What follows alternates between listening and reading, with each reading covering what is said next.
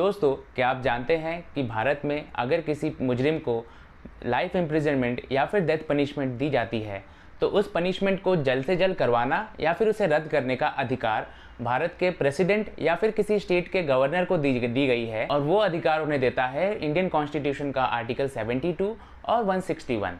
लेकिन अगर किसी मुजरिम को लाइफ इम्प्रिजनमेंट की सज़ा होते हुए भी 25 साल होने पर ही छोड़ दिया जाए, वो भी किसी दूसरे कंट्री के कहने पर, ये थोड़ा अटपटा सा लगता है ना।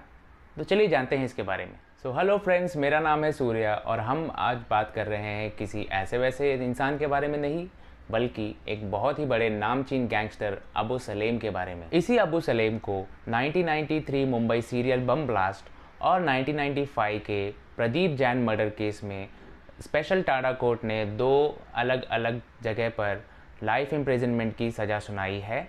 और एक इंसान पर 2 लाइफ इम्प्रिजनमेंट की सज़ा होते हुए भी हमारे कोर्ट्स या गवर्नमेंट मजबूर हैं और उन्हें अबू सलेम को 25 साल की सज़ा काटने के बाद छोड़ना ही पड़ेगा।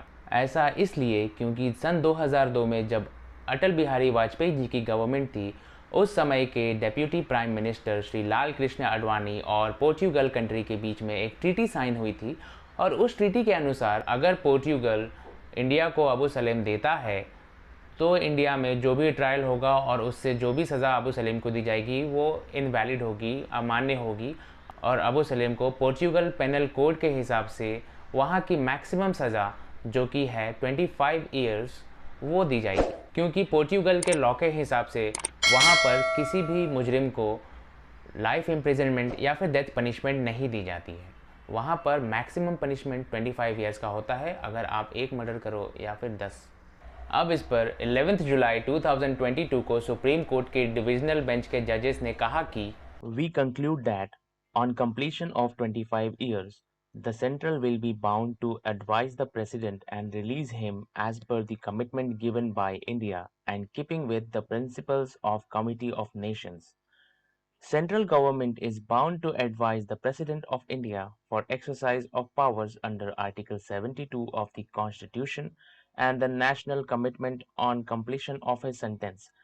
इसका मतलब 25 साल की सजा पूरी हो जाने पर सेंट्रल गवर्नमेंट प्रेसिडेंट के पास ये बात रखेगी कि जो भी 2 कंट्रीज के बीच में कमिटमेंट हुई है उसके हिसाब से प्रेसिडेंट इंडियन कॉन्स्टिट्यूशन के आर्टिकल 72 में दिए गए पावर्स का इस्तेमाल करके अबू सलीम को रिलीज करें।